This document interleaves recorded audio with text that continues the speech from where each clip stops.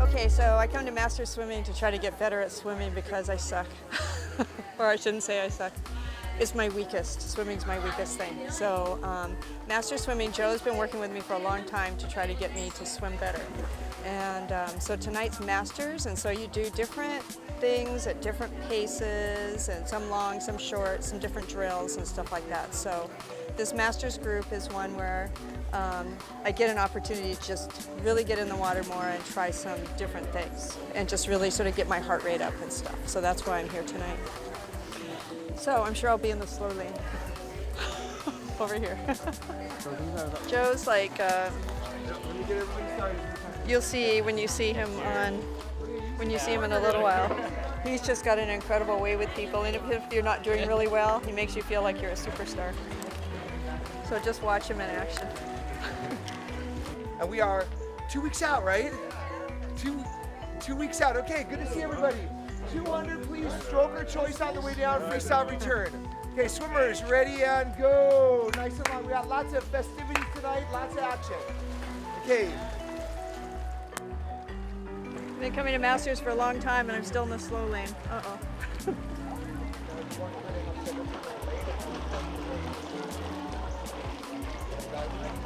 When you do master swimming, they have different swim lanes, from the slowest swimmers to the fastest swimmers. And being in the slow lane, I sort of just naturally just walk over and plop into the slow lane. And as you get faster, then you'll see your swim coach will move you up lanes. And so that your competition in that lane is a little bit faster, and it helps make you a little bit faster. So Joe's put me up a lane or so before, and it's really exhausted me. And I think that's part of the thing. When I train for swimming, I don't get exhausted. And that's what you need to do. Just like doing interval training in biking or running, I'm just a little bit more afraid to be tired in the ocean. There's just that fear of I'm going to drown, which you don't have a fear of that on biking. Or you sort of have a fear in biking if you're really exerting yourself and you're going up a hill that you'll fall over. But swimming, you always, I don't know, I'm getting more comfortable with the idea that I can get my heart rate up really high, but that's okay. I can work with a high heart rate and know it's going to come down. I bring my own fins because the other ones rub into me. Okay. There was a little bit, as I can see Lori swimming right now in my mind as she's in the workout, there was a little bit of her to keep her lead arm out as she would breathe and come back on her stroke, to reach and be a little bit earlier on her breath, and keeping a little bit more of a pause out in front would definitely, as she continued to progress on that, holding the new still water, she was allowing herself to get more distance out of each stroke, feeling comfortable, relaxed, and gaining distance off of each pull to complete the swim in a better, faster time, but yet not exhausted in a conservative pace. 50 legs, build without a board. Next, 50 drill. It's your 5-count drill. 1, 2, 3, 4, 5. 1, 2, 3, 4, 5. 1, 2, 3, 4, 5. Swimming had never been her strength, and having to swim 2.4 miles in the Ironman was definitely going to be a challenge for her. So she basically wanted to make it as efficient as possible, just so, you know, that's the first part of the race. You got to go to the bike and the run after that. You don't want to be exhausted. Really get her through that so she can get on to the next two. I see. Yeah. Was this the ultimate goal? Yeah. Yeah. I was really lucky that I qualified. I was going During to do Colonial? Western Australia. Yeah. Wow. So it was exciting. It's one of those things where you go, yay, I got it. And then you go, oh no, I got it. Because you can't say no. Yeah. Because it just doesn't it happen. may not happen again. Exactly. Yeah. Ready and go. Enjoy the benefit.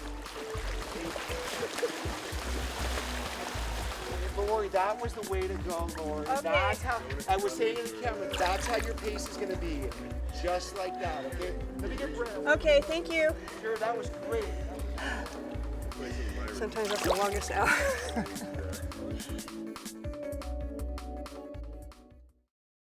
Today we're going to ride from here, which is Pocky, we call it Pocky, which is right down on the right at Kapiolani Park, and we're going to ride out towards Hawaii down Kalanianiole Highway, go over Heartbreak Hill, we call it, because it's a steep hill, and then come out around Sandy Beach and go out up Makapu and over Makapu and down past the Sea Life Park and stuff. And then we'll go to Waimanalo and turn where there's a 7-Eleven. Then there's back roads that go around where all the nurseries and farms and stuff are. We'll go to the end where those roads come back out to Kalanianiole Highway, and then we'll turn around and come back. So it should be a pretty good day. I think we'll get our money's worth today.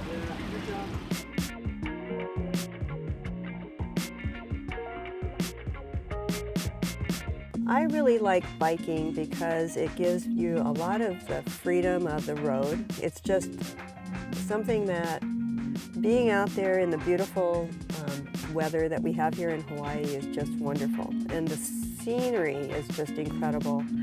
And I just enjoy some of the thrill of going quickly down hills and around corners and just feeling the power that you get on a bike and just feeling that speed that, you know, you get up to speeds of 30 or more miles an hour sometimes. It's an adventure every time you go out on the bike.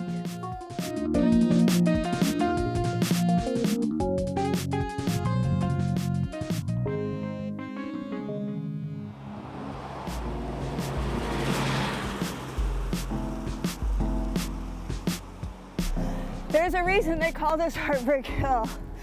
Yeah, it's hard.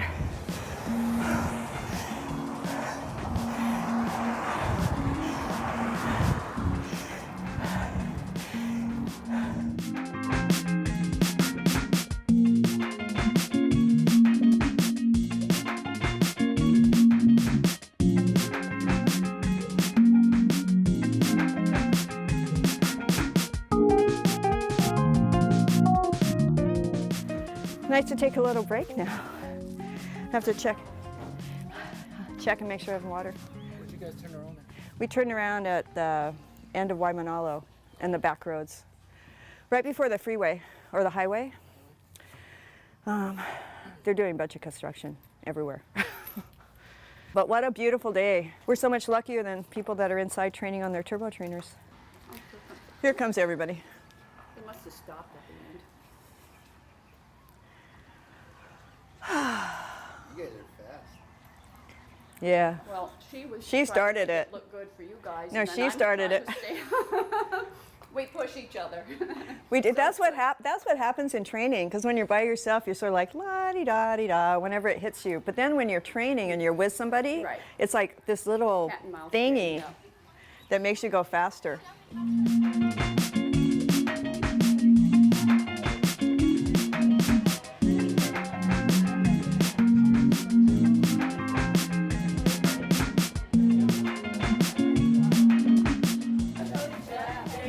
Let's go.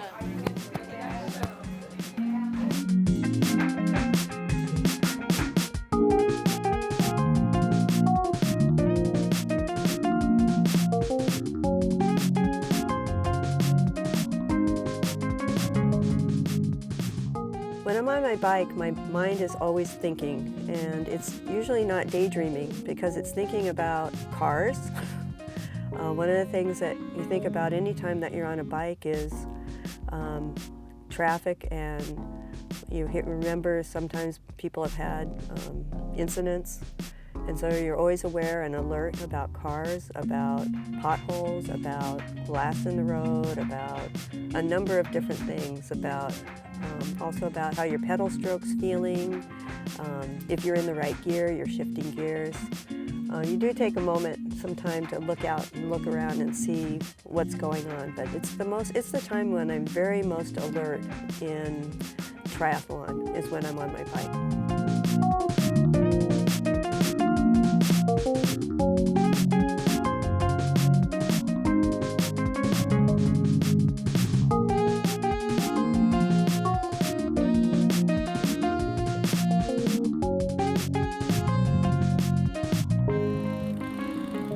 That was good, Pamai.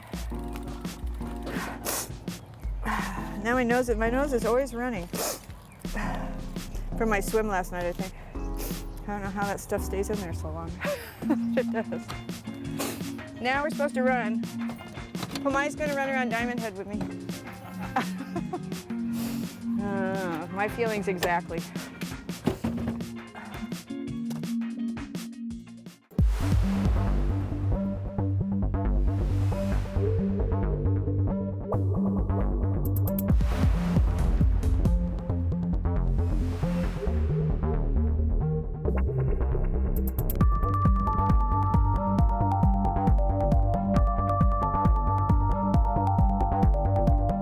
Casey Carlsberg is somebody that I've known from the very beginning when I started doing triathlon.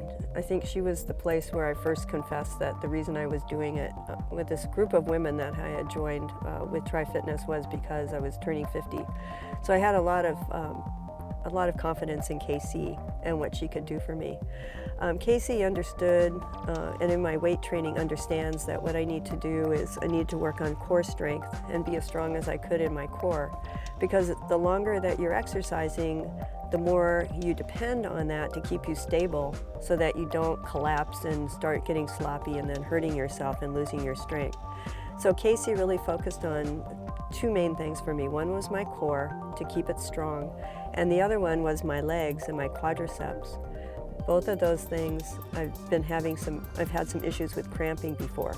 So with her focusing on strengthening my quads and my legs and then strengthening my core, I felt that she would really be able to help me perform well in those two aspects of it.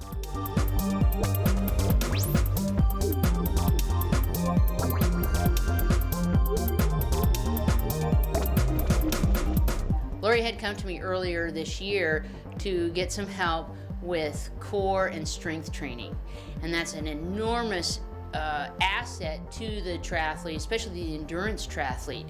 The stronger the muscles, the stronger the core, the greater the stamina and endurance when they're taking on that type of event. So we particularly in the gym worked on Lori's core strength and her balance, and also that strength in her legs. As you spend a lot of time running and biking and swimming, you know, we forget about the lower body, thinking that has, just doing those things will help you stay strong. But we focused on Lori's balance and strengthening her weaknesses, really increasing her upper body strength to help with her swim as well.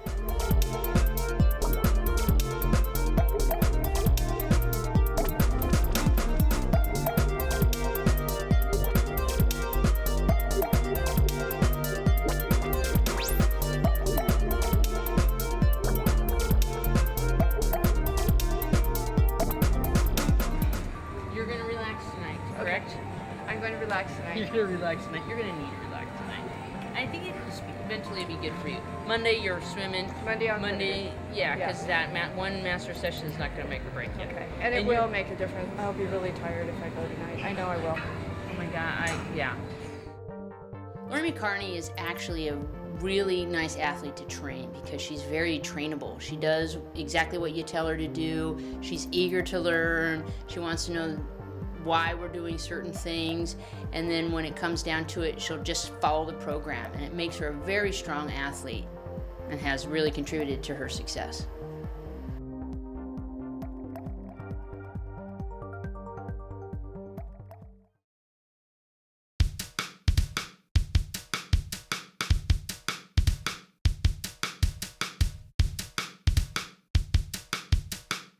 I started running a little bit when I got to Hawaii because I used to be a gym rat, and I would go to the gym in the morning like at 5, and there was a gym right by my house. I'd go to the gym, get back to my house, take a shower, and get to work in time. So I squeezed it in then. When I moved to Hawaii, I couldn't find any way to do that, so I started just running a little bit from my home in the morning. And so I ran a little bit, but that's about all that I did. I'm going to do 2 loops. I'm going to start here, go to the Aloha Station, and then I'm going to come back. 3.7 miles from here to the Aloha Station. I'm supposed to run about 15, so I think that actually turns out to almost exactly 15. That's the Ironman. So I have Gatorade here and money for getting Gatorade at the Aloha Station if I need it. I might not need it so much today because it's cool. And just go do it. Okay, well take care. Okay, see ya. Bye. Thanks, sweetie.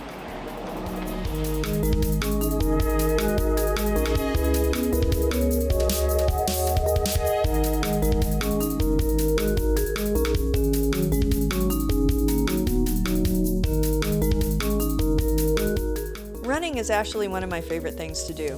Well, depending. But usually it's one of my favorite things to do. I actually find it relaxing. When I go on a run, I actually sightsee. And I daydream. And I think about, what's going on at home. I'm thinking about different songs that go through my head. I usually don't run with music. I usually run just with myself. I like to run with people. I think that's one of the reasons that you make such good friends in triathlon training or running training is if you're out on a 3-mile run and you're running with somebody, you're probably talking. And when you're talking, you have all that time. And all sorts of things come into your mind when you're running. So you get to know people really well. And I think that's part of the thing that creates this glue among people that compete in running and triathlons. Running, I find, is enjoyable, but it can be boring. And for me, depending on my state of mind, I just find it sort of fun. Well, you like running in the rain or just I like running in the rain if it doesn't get so wet that your shoes get wet. Then your shoes get really heavy. Running in a light drizzle, perfect.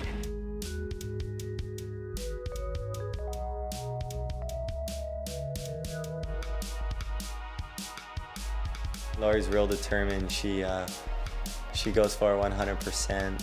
She gives her all in just about every workout she does. I loved coaching her. She's never real negative at all, ever. And she just loves the sport. She loves working out, training, being healthy. And she really pushes herself. She'd go to the Big Island on some of the training weekends and really give it her all. And she would struggle, but she wouldn't give up, and she would learn from the days that she struggled. She would learn and see what happened, why she struggled, and she would assess it and work on that problem and go out there again and give it another 100% and just keep going at it until through each training session, which is a tough thing to do, and she did it really well, so I was really proud of her.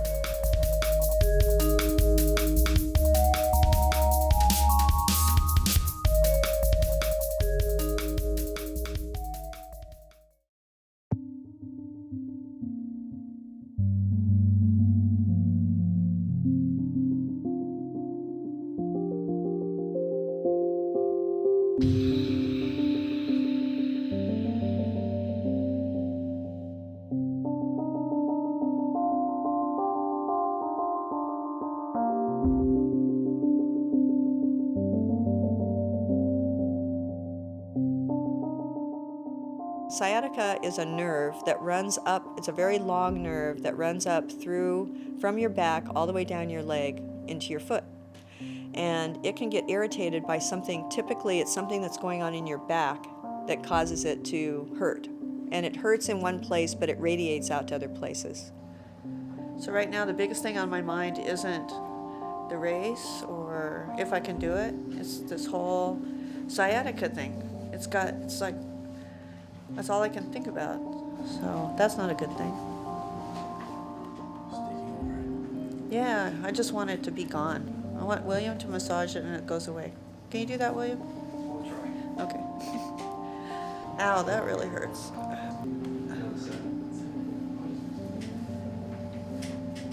Yeah, right there.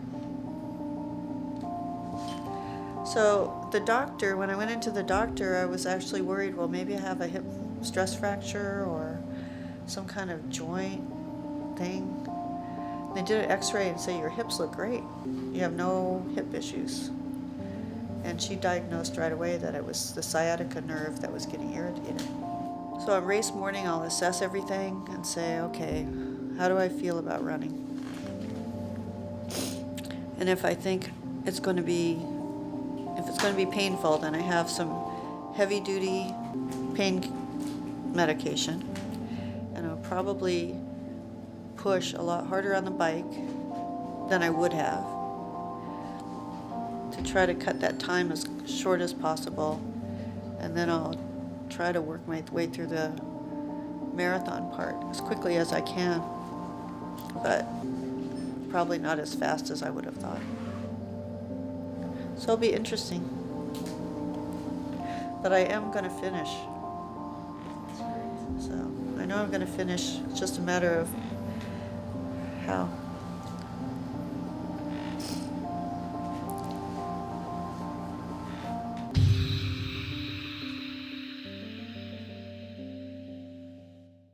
Next time on Try Hard. The body marking starts at 4:45. Yep, double check the bike. That gives me like 2 hours to hang out.